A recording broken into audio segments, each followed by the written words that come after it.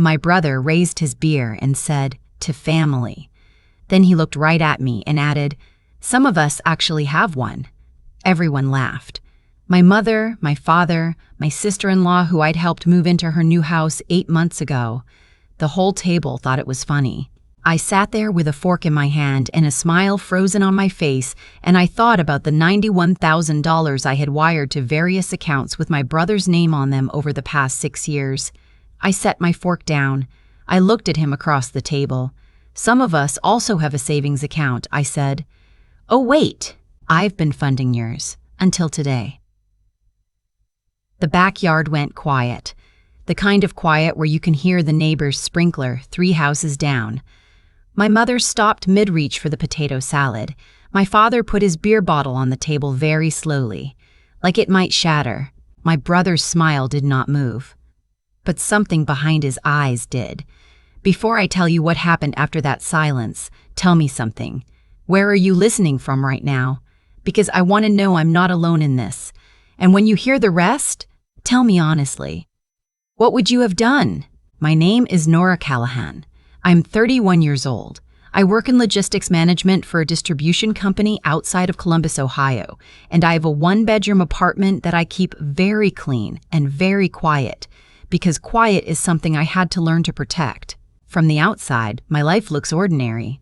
Stable job, reliable car, a houseplant on the windowsill that I have somehow kept alive for 3 years. What people don't see is the other spreadsheet, not the one I use for work. The one I built to track every dollar that left my account and went into my brother's life. My brother's name is Derek. He's 35.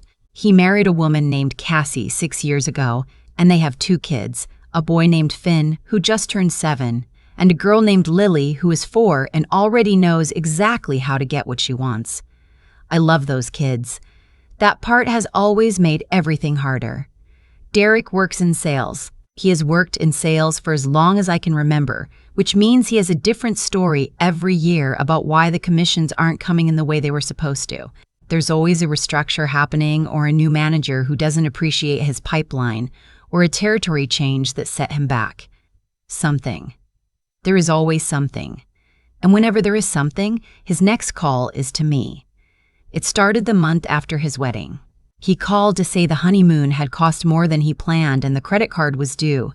He said he'd pay me back by the end of the month. I transferred $1,400 because I was 25 and I believed him and I thought that was what you did for family. The end of the month came and went. I didn't bring it up. He didn't either. 6 years later, I had stopped counting the individual payments because counting them hurt too much. I paid 2 months of their mortgage when he got put on a performance improvement plan at work. I covered Cassie's hospital bill after Lily was born because their deductible hadn't been met and they were short. I paid to fix the roof on their house after the storm the summer before last, $7,200, because my father said the kids couldn't live in a house with a compromised roof and looked at me in that particular way he has. The way that says without saying it, that I am the responsible one, and responsibility is not a compliment in this family, it is an assignment. I told myself it was love. I told myself that's what family does, that one day he would get stable and the tide would turn and we would look back on this and it would just be a chapter. I kept a spreadsheet not because I planned to use it, but because tracking the numbers was the only way I could hold on to the fact that I was not imagining it, that it was real, that I was not crazy. Every Sunday, my parents host a cookout in the summer or a dinner in the winter, and attendance is expected the way taxes are expected. Not technically mandated, but you will feel it if you skip. My mother makes potato salad from a recipe her own mother gave her, and she puts it in the same ceramic bowl every single time. My father grills or pretends to grill while my mother does the actual work. Derek and Cassie come with the kids and everyone rearranges their attention around Finn and Lily, which I don't mind. Kids deserve that. What I mind is what happens around the edges. My mother talks about Derek's potential client or his new territory or the conference he went to that cost money they didn't have. And she talks about it the way you talk about a promising investment, like it's only a matter of time. My father nods and says, "Derek's always had the hustle, just needs the right opportunity." And I sit across the table, having just wired money the Tuesday before to cover what I was told was a temporary gap, and I say nothing because I have been saying nothing for 6 years, and silence had become its own kind of habit. I want to be honest about something. My brother was not always like this. When we were kids, he taught me how to ride a bike, and he sat with me through a thunderstorm when I was 8, and terrified, and he didn't make fun of me once. That person is still somewhere inside the one who texts me 2 days before a payment is due. I know that. It's part of why I kept saying yes. It is very hard to say no to someone you once loved without condition. But that Sunday 3 weeks ago, something was different before he even opened his mouth. It was a cookout, late August, the kind of evening where the heat is finally starting to let go and the light goes gold through the oak trees in my parents' backyard. Cassie was chasing Lily near the fence. Finn was doing something with a stick that my father kept telling him not to do. My mother had just set out the potato salad. Everything looked the same as it always does. Then Derek came out of the house with 2 beers, handed one to my father, held his own up and said, "To family," and then he looked straight at me. Right at me. And he said, "Some of us actually have one."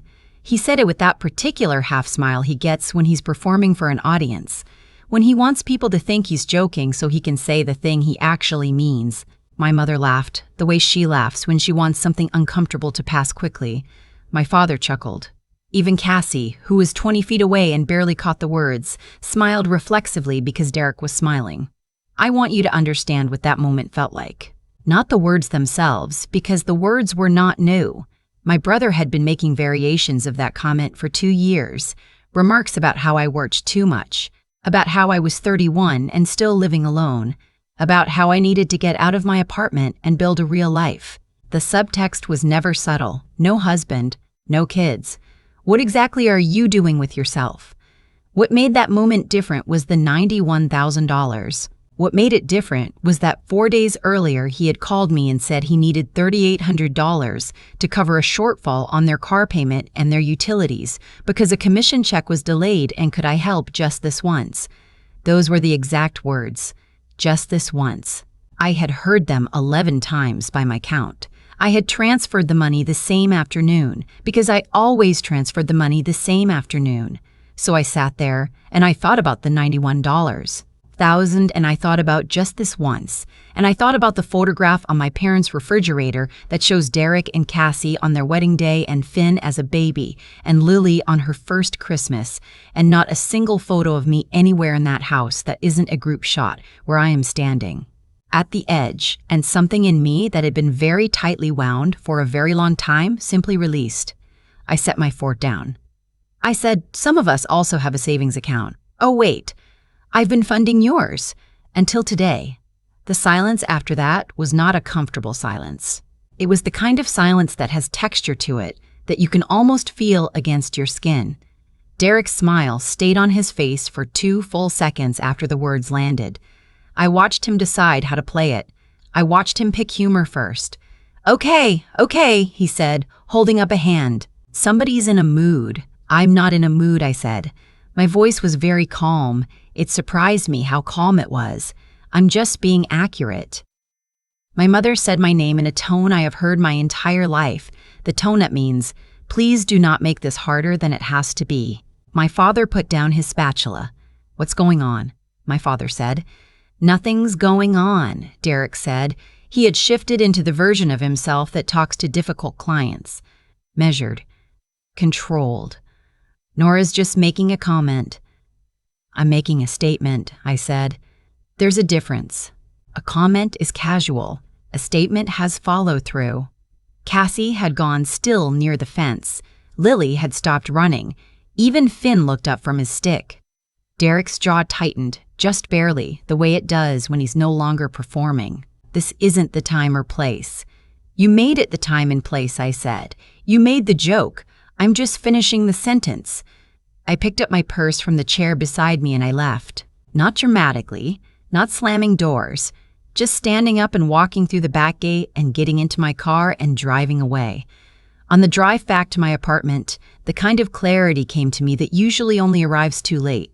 I had spent 6 years telling myself that the money was a loan, that the situation was temporary, that Derek would eventually become the person I remembered from childhood. But sitting in my car doing 65 on the highway with the windows down, I thought about something a friend had told me once. She said, the thing about lending money to family is that eventually you have to choose between the money and the relationship, and most people choose the relationship, which means they end up losing both. I had lost the money a long time ago. I had been slowly losing the relationship in every moment I stayed silent to protect it. I had nothing left to protect. When I got home, I opened my laptop. I opened the spreadsheet I had been keeping since 2019, the one with every transfer, every Venmo, every check, every time I'd paid a bill directly because it was faster. I added everything up, $91,400. The number sat there on my screen very simply, like a fact that had always been true and had just been waiting for me to look at it directly. I opened my banking app. I found the recurring monthly transfer I had set up for my parents' utility bills 3 years ago when my father's hours were cut. I canceled it. Then I found the automatic transfer I had been making to Derek's account every month since the roof. Money he told me was temporary until the insurance reimbursement came through. That reimbursement never came through. I canceled that transfer too. Then I sat back and I breathed. My phone started the next morning before my alarm. Derek first. Hey, can you call me when you get a chance? Something came up with the account. Then my mother, sweetheart, there's an issue with the utilities. Did something change on your end? Then my father, which was unusual because my father almost never calls. Just a voicemail. His voice careful and flat, asking me to call back. I read every message. I listened to the voicemail. Then I put my phone face down on the kitchen counter, made coffee, and went to work. By Thursday, the messages had shifted. Derek, I don't know what's going on with you, but this isn't okay. We have kids, Nora. My mother, I'm worried about you. You're not acting like yourself. My father, we need to talk about the finances. Call me. And then Derek again. Friday night, a message that was longer than usual and more honest than anything he had said to me in years. He said he knew things had been uneven. He said he appreciated what I had done more than I knew. He said this was just a bad time, that everything was about to turn around, that he needed me to hold on just a little longer. I read it twice. Then I put my phone back down. The following Sunday, I did not go to the cookout. I sent my mother a text that said I needed some time and I would be in touch. She called 4 times. I let it go to voicemail. What I did instead was call a woman named Patricia, who is a family law attorney that a coworker had used 2 years ago and spoken well of. I wasn't sure I needed a lawyer, but I needed someone with a clear head and no history with my family, and Patricia had both. I told her the story in order. The 6 years, the numbers, the spreadsheet. She listened without interrupting. When I was done, she asked me several questions, the kind of careful, specific questions that told me she was already thinking 3 steps ahead. Then she said, I want you to pull every bank statement going back to 2019 and look very carefully at any transaction where someone other than you initiated a transfer from your accounts. I said I didn't understand what she meant. She said, just do it and call me back. I spent that Sunday evening going through statements. Most of what I found was what I expected: transfers I had made, Venmos I had sent, checks I had written. But then I found something I didn't recognize. A recurring ACH transfer, $650 a month, going to an account I didn't know. It had started 18 months ago. I had not set it up. I called Patricia the next morning. She was quiet for a moment after I told her. Then she said, do you have online access to your full account history, including the setup logs for automatic transfers? I did. I pulled them up while she was on the phone. The transfer had been set up from a device I didn't recognize on a day when I had been traveling for work. I had not been home. I had not set it up. Patricia said, I'm going to need you to come in.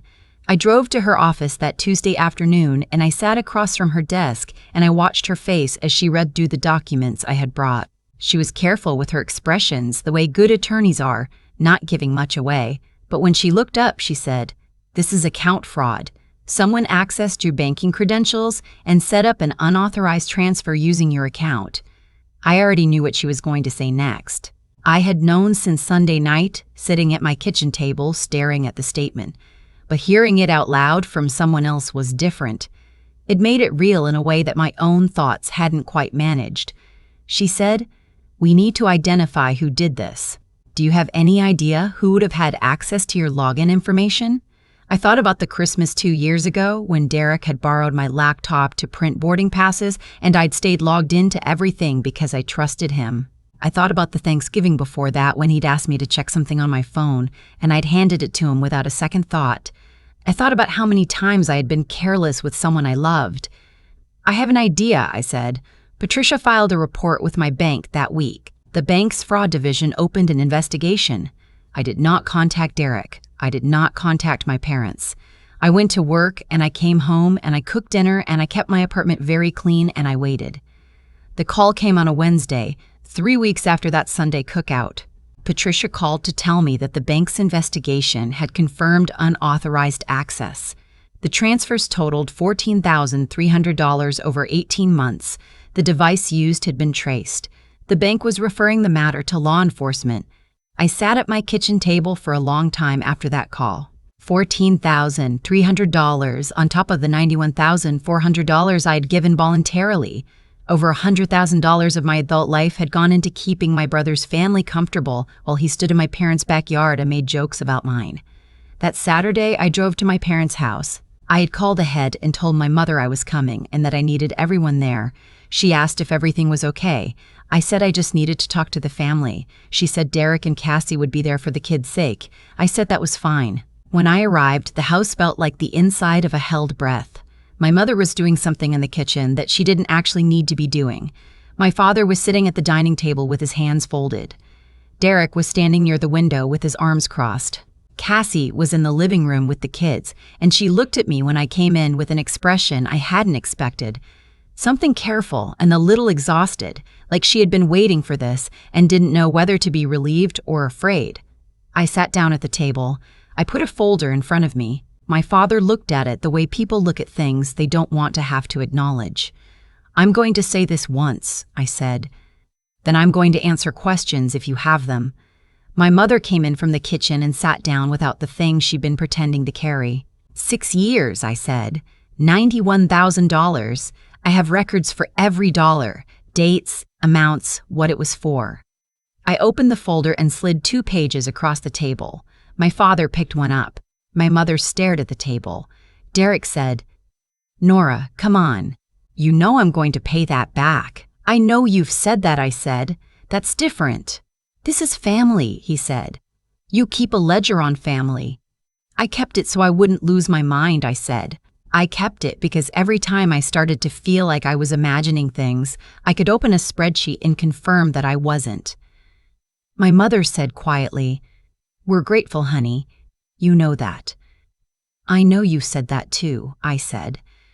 I reached into the folder and I pulled out the second document, the bank statement, the unauthorized transfers. I laid it on the table and I put my finger on the line I had highlighted. "This is the part where I need everyone to be very honest with me," I said. The room changed. I felt it before I saw it. My father's posture shifted. My mother looked up. Derek went very still near the window. "This transfer," I said. 18 months, $14,300, set up from a device that wasn't mine on a day I was in Cincinnati for work. I looked at Derek. The bank has already identified the device. They filed with law enforcement. I'm not here to threaten anyone. I'm here because I wanted to tell you myself before it goes further. The silence that followed was not like the silence in the backyard. That silence had been social, the kind that fills itself in a few seconds. This one was structural. It held weight. Derek said, "You went to the bank." "I went to an attorney," I said. "The attorney went to the bank." Cassie's voice came from the living room doorway. I hadn't heard her come in. "Derek." Just his name, very flat, the way you say someone's name when you have suspected something for a long time and have just had it confirmed. My father said, "Son." My brother sat down. He sat down like the air had been let out of him, and he put his hands on the table. and he looked at them for a long time. Then he said, "I was going to put it back." I have heard many things come out of my brother's mouth over the years, excuses and promises and projections and explanations, and I have gotten very good at hearing the difference between what someone is saying and what they mean. What he said was, "I was going to put it back." What he meant was, "I thought I could do it, and you would never know." "I know you were," I said, "and I meant it actually." I think some part of him believed that. I think some part of him had been living in a version of events where everything worked out before I noticed. That version of events is a very comfortable place to live until it isn't. My mother was crying. The quiet kind, not performing, just overwhelmed. My father had both hands flat on the table and was staring at the wall. "What happens now?" Derek said. "That's partly up to you," I said. "The bank has already filed. I can't undo that. But Patricia says there's a difference between how this proceeds depending on how cooperatively it's handled. I'd suggest you call a lawyer today." I stood up and I picked up my folder. My mother reached out and touched my wrist, and I let her because she was my mother and she was not the one who had done this, and grief is not the same thing as guilt. "I'm not disappearing," I said.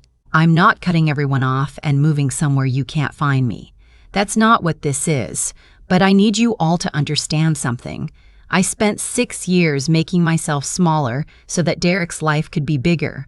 I am done doing that. Whatever comes next, I'm not your cushion anymore. Any of you," my father said. "We never meant for it to get like this." "I know," I said, and I did know. That is the hardest part of all of it. The damage was not malicious at its start. It was just a pattern, and patterns are very hard to see from inside them. But I could see it clearly now, and I was not willing to stand inside it anymore. I drove home through the kind of September afternoon where the light comes in sideways and everything looks like it's made out of copper. I had the radio off and the window down, and I thought about all of it. Not in circles, the way I had been thinking for weeks, but in a straight line, beginning to end, the way you can only think about something after it's over. The investigation concluded 5 weeks later. The bank confirmed everything. Derek's attorney negotiated a repayment agreement tied to probationary terms, and I was removed from any liability. My name came off every account we had ever shared. Patricia called to give me the news, and she said, "You did the right thing." I know it didn't feel like it most of the time. I thought about that for a few days. The right thing almost never feels right while you're doing it. It usually feels like loss, because in some ways it is loss. I lost the version of my brother I had been trying to recover for 6 years. I lost the version of my family where things were simple. I lost the particular comfort of believing that if I just kept giving enough, something would eventually be returned. What I got back was my own account. My own Saturday mornings. The strange, unfamiliar feeling of making a financial decision and asking myself what I wanted rather than who needed it more. I signed up for a professional certification course I had been putting off for 2 years because the timing never felt right. I started putting money into an account I had opened under my name only, with the beneficiary listed as exactly no one but me. 3 weeks after the investigation closed, Cassie called me.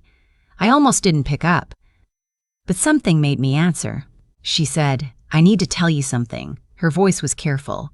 "I didn't know about the transfers. I want you to know that. I suspected something was wrong for a long time, but I didn't know what, and he wouldn't tell me. I should have pushed harder. I'm sorry I didn't."